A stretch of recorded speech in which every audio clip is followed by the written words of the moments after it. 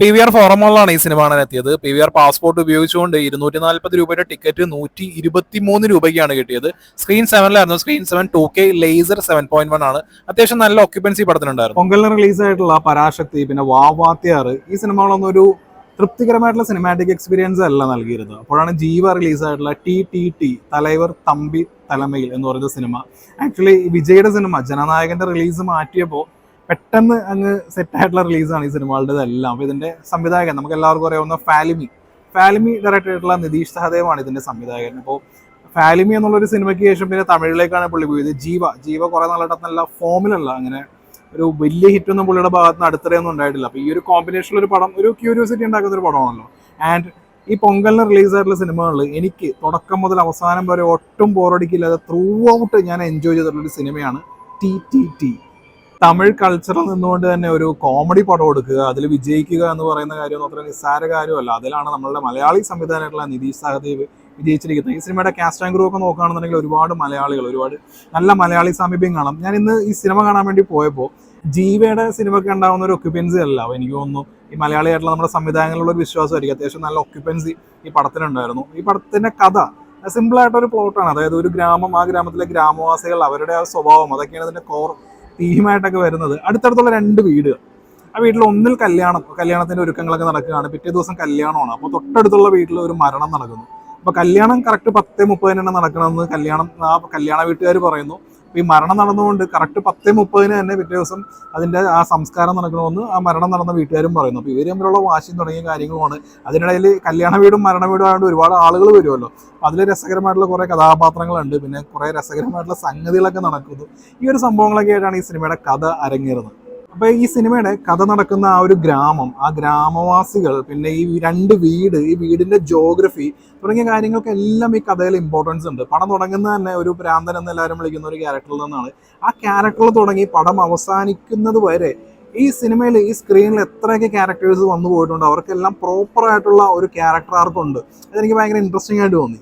നമ്മൾ ഇതിനു മുമ്പ് ഒരുപാട് ഇതുപോലത്തെ ഫ്യൂണറൽ കോമഡീസ്, ഇപ്പം മലയാളത്തിലാണെന്നുണ്ടെങ്കിൽ വ്യസന സമേതം, ബന്ധുമിത്രാദികൾ, പിന്നെ ജാനേമൻ, പരിവാർ, ഇതുപോലുള്ള പടങ്ങളിൽ കണ്ടിട്ടുള്ള അതേപോലുള്ള സംഭവങ്ങളൊക്കെ തന്നെയാണ് ഈ സിനിമയിൽ വരുന്നത്. നമുക്ക് ചിലപ്പോൾ ഈ സിനിമയുടെ ഓർമ്മകളൊക്കെ വരാം.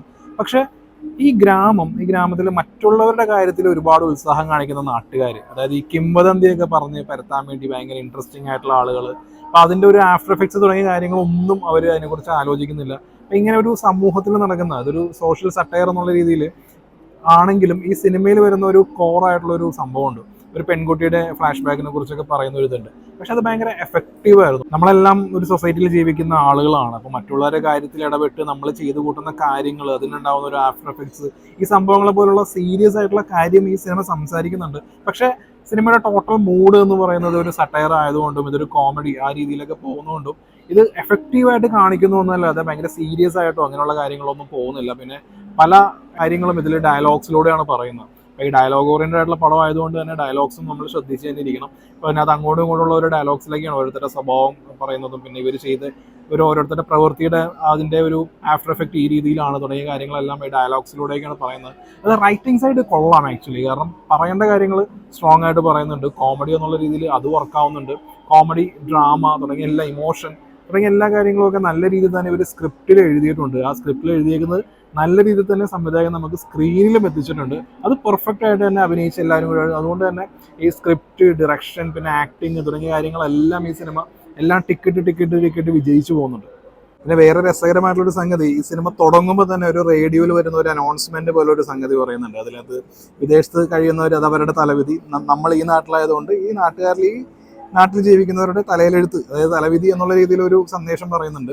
പടം അവസാനിക്കുന്നതിന് തൊട്ട് മുമ്പായിട്ട് ഈ ഒരു അനൗൺസ്മെന്റ് പോലൊരു സംഭവം, ആ ഒരു സന്ദേശം വീണ്ടും വരും. അതൊക്കെ ഭയങ്കര ബ്രില്യൻ്റ് ആയിട്ടുള്ള ഒരു ഐഡിയ ആയിട്ടാണ് എനിക്ക് തോന്നിയത്. സംവിധായകൻ കൂടിയായിട്ടുള്ള നിതീഷ് സഹദേവ്, സഞ്ജോ ജോസഫ്, അനുരാഗ് ജോബി, ഈ 3 പേര് ചേർന്നിട്ടാണ് ഈ സിനിമയുടെ തിരക്കഥ എഴുതിയിരിക്കുന്നത്. അതായത് ഒരു കല്യാണ വീട്, ഒരു മരണ വീട്, അവിടെ വരുന്ന ഒരുപാട് ക്യാരക്ടേഴ്സ്, ഈ ക്യാരക്ടേഴ്സ് പല ഇന്റൻഷനോട് വരുന്ന ആൾക്കാരുണ്ട്. ഒരു കുത്തിത്തിരിപ്പുണ്ടാക്കുന്ന ഒരു രാഷ്ട്രീയക്കാരനുണ്ട്, അയാളെ കൂടെ നടക്കുന്ന ഒരാളുണ്ട്. ഇങ്ങനെ ഒരുപാട് രസകരമായിട്ടുള്ള ക്യാരക്ടേഴ്സ് എല്ലാം വന്ന് അതിനൊരു കോൺഫ്ലിക്റ്റ് നൽകി. അതിനകത്ത് ഇമോഷൻ എന്ന് പറഞ്ഞൊരു സംഭവമുണ്ട്. അതായത് കല്യാണം നടക്കുമ്പോൾ സ്വാഭാവികമായിട്ടും ഒരു കല്യാണ പെണ്ണുണ്ടാവും. ഈ കല്യാണ പെണ്ണിന്റെ ഒരു ട്രാക്ക്, അതുകൂടാതെ ഈ കല്യാണം കഴിക്കാൻ വരുന്ന ഒരു വരൻ, ആ വരൻ അവർ തമ്മിലുള്ള ഒരു കെമിസ്ട്രി തുടങ്ങിയ കാര്യങ്ങളൊക്കെ ഈ സിനിമയിൽ വളരെ ഗംഭീരമായിട്ടാണ് വന്നിരിക്കുന്നത്. പിന്നെ ഫൈനൽ ആക്ടിലോട്ടൊക്കെ വരുമ്പോഴാണ് ഈ പടത്തിൽ ഉദ്ദേശിക്കുന്ന ഹ്യൂമർ, ഡ്രാമ, ഇമോഷൻ തുടങ്ങിയ എല്ലാ കാര്യങ്ങളും ഒക്കെ പെർഫെക്റ്റ് ബാലൻസിൽ വന്ന് ഒരു ഗംഭീരമായിട്ടുള്ള ഒരു ക്ലൈമാക്സ് നൽകി. അതായത് വളരെ തൃപ്തികരമായിട്ട് ഒരു ക്ലൈമാക്സ് നൽകിയാണ് ഈ പടം അവസാനിക്കുന്നത്. ഈ സിനിമയുടെ മ്യൂസിക് നൽകിയിരിക്കുന്നത് വിഷ്ണു വിജയാണ്. വിഷ്ണു വിജയ് നൽകിയിരിക്കുന്ന മ്യൂസിക് ആൻഡ് BGM ഇത് ഈ സിനിമയെ എങ്ങനെയാണ് ഹെൽപ്പ് ചെയ്യുന്നത് വെച്ചാൽ ഇതൊരു സോഷ്യൽ സട്ടയറാണ്. അപ്പോൾ ആ രീതിയിൽ വരുമ്പോൾ ഓരോ ക്യാരക്ടേഴ്സ് വരുമ്പോഴും ആ ഒരു ഇൻസിഡന്റ്, ഒരു കോൺഫ്ലിക്റ്റ്, അതിനൊക്കെ ഈ പടത്തിന്റെ മൊത്തത്തിലുള്ള മൂഡ് ഉണ്ടല്ലോ, ആ മൂഡിനെ എലവേറ്റ് ചെയ്യുന്നതിനുള്ള നല്ല വർക്കാണ് പുള്ളിക്കാരൻ ചെയ്തിരിക്കുന്നത്. പിന്നെ പടത്തിന് അനാവശ്യമായിട്ട് സീനോ കാര്യങ്ങളോ ഒന്നുമില്ല. 1 മണിക്കൂർ 55 മിനിറ്റാണ് ഈ പടത്തിന്റെ ടോട്ടൽ ഡ്യൂറേഷൻ. നല്ല ക്രിസ്പായിട്ട് തന്നെ ഈ പടം എഡിറ്റ് ചെയ്തിട്ടുണ്ട്. എഡിറ്ററിന്റെ പേര് അർജുൻ ബാബു. പിന്നെ സൗണ്ട് ഡിപ്പാർട്ട്മെന്റും വളരെ നന്നായിരുന്നു. ടെക്നിക്കലിയൊക്കെ വന്നത് കുറ്റം പറയാനൊന്നുമില്ല. പെർഫോമൻസ് പറയുകയാണെന്നുണ്ടെങ്കിൽ ഈ ഗ്രാമത്തിൽ ആകെ വെളിവുള്ള ഒരു ക്യാരക്ടറായിട്ടുള്ളത് അവിടുത്തെ പഞ്ചായത്ത് പ്രസിഡന്റ് ആയിട്ടുള്ള ജീവയുടെ ക്യാരക്ടറാണ്. അപ്പോൾ പുള്ളിയുടെ ബാനറിസം, ബോഡി ലാംഗ്വേജ്, പിന്നെ സൗണ്ട് മോഡുലേഷൻ, എല്ലാ കാര്യങ്ങളൊക്കെ ജീവ ഈ റോളിൽ പെർഫെക്റ്റ് ആയിരുന്നു, ഒന്നും പറയാനില്ല.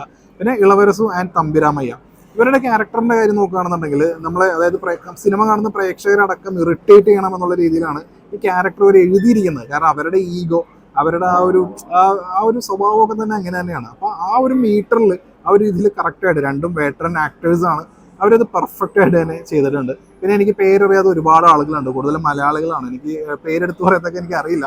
ഈ സിനിമയിൽ വരുന്ന ചെറുതും വലുതുമായിട്ടുള്ള എല്ലാവരും, വന്നു പോകുന്ന എല്ലാവരും കിഡിലൻ പെർഫോമൻസ് ആയിരുന്നു. ഒന്നിനും ഒരു കുറവുമില്ലാതെ തന്നെ, അതായത് ആക്ടിങ് എന്നുള്ള രീതിയിൽ ചെറിയ മാനറിസം ആണെന്നുണ്ടെങ്കിലും ചെറിയ ഒരു റിയാക്ഷൻ ആ ഒരു കാര്യത്തിലാണ്. കോമഡി എന്നുള്ളൊരു കാര്യം, അതിന്റെ സട്ടയർ, അത് വർക്കാവുന്ന രീതിയിൽ തന്നെയുള്ള പെർഫോമൻസ് ആയിരുന്നു ഈ ആക്ടേഴ്സിന്റെ ഭാഗത്തുള്ളത്. അപ്പോൾ ഈ പെർഫോമൻസ് എന്നുള്ള രീതിയിലും ഫുൾ മാർക്ക് തന്നെയാണ് പടത്തിന്. അതിന് മൊത്തത്തിൽ ഈ സിനിമയെ കുറിച്ച് പറയുകയാണെന്നുണ്ടെങ്കിൽ നല്ല രസകരമായിട്ടുള്ള ഒരു തുടക്കമാണ്. പതുക്കെ ഓരോരോ ക്യാരക്ടേഴ്സിനേക്ക് ഇങ്ങനെ പരിചയപ്പെടുത്തി പതുക്കെ കോൺഫ്ലിക്റ്റിലേക്ക് നടക്കുന്നു. അപ്പോൾ ഒരു ഇന്റർവൽ പോയിന്റ് ഒക്കെ ആകുമ്പോഴേക്കും ഈ കോൺഫ്ലിക്റ്റിന്റെ വളരെ രസകരമായിട്ടുള്ള ക്യാരക്ടേഴ്സും ആ ഒരു കഥാഗതിയെ കൊണ്ട് നല്ലൊരു എൻഗേജിങ് ആയിട്ടുള്ള ഒരു സിറ്റുവേഷൻ തന്നെയാണ്. സെക്കൻഡ് ആക്ടിലേക്ക് വരുമ്പോഴും ആ ഒരു കോമഡി എലമെന്റ്സ് ഒന്നും കുറയാതെ നല്ലൊരു തൃപ്തികരമായിട്ടൊരു ക്ലൈമാക്സ് നൽകിയാണ് പടം അവസാനിക്കുന്നത്. സർട്ടിഫിക്കേഷൻ U ആണ്, അതായത് ക്ലീൻ U സർട്ടിഫിക്കറ്റ് ആണ്. കുറേ കാലത്തിന് ശേഷമാണ് ഒന്നുമില്ലാത്ത വളരെ ക്ലീൻ ആയിട്ടുള്ള, നമുക്ക് ത്രൂ ഔട്ട് എൻജോയ് ചെയ്യാൻ പറ്റുന്ന ഒരു സിനിമ വരുന്നത്. ആക്ച്വലി ഞാനിത് വളരെയധികം എൻജോയ് ചെയ്ത് കണ്ടിട്ടുള്ള സിനിമയാണ്. ഇതുപോലുള്ള സോഷ്യൽ സറ്റയർ എടുക്കുക എന്ന് പറയുന്നത് നിസ്സാര കാര്യമല്ല.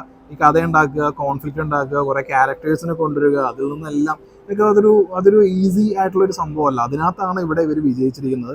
തുടക്കം മുതൽ അവസാനം വരെ ഒരൊറ്റ സെക്കൻഡ് പോലും ബോറടിക്കാതെ ത്രൂ ഔട്ട് ഞാൻ എൻജോയ് ചെയ്ത് കണ്ട ഒരു പടമാണ്.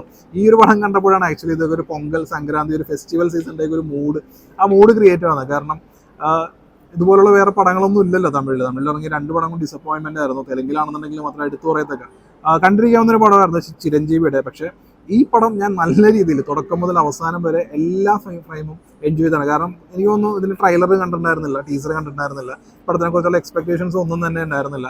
ഓരോ എക്സ്പെക്ടേഷനിലാണ് ഇതിന് പോകുമ്പോൾ. നമ്മൾ ചില സോഷ്യൽ മീഡിയ പോസ്റ്റുകളൊക്കെ കാണുമല്ലേ, പ്രതീക്ഷിക്കാതെ കിട്ടിയ ബിരിയാണി എന്നൊക്കെ പറയൂലേ, അപ്പം അങ്ങനെയുള്ളൊരു സിനിമാറ്റിക് എക്സ്പീരിയൻസ് ആയിരുന്നു ടി തലൈവർ തമ്പി തലമേൽ. സിമ്പിൾ പടമാണ്, നല്ല ക്യാരക്ടേഴ്സ് ഉണ്ട്, നല്ല കോൺഫ്ലിക്റ്റും കാര്യങ്ങളൊക്കെ ഉണ്ട്. രസകരമായിട്ട് തന്നെ ഒരു പടം എടുത്തിരിക്കുന്നത്. കണ്ടുനോക്കിയിട്ട് എൻ്റെയും നിങ്ങളുടെയും അഭിപ്രായം ഒരേപോലെ ആണെന്നുണ്ടെങ്കിൽ കമൻറ്റ് ചെയ്യാം.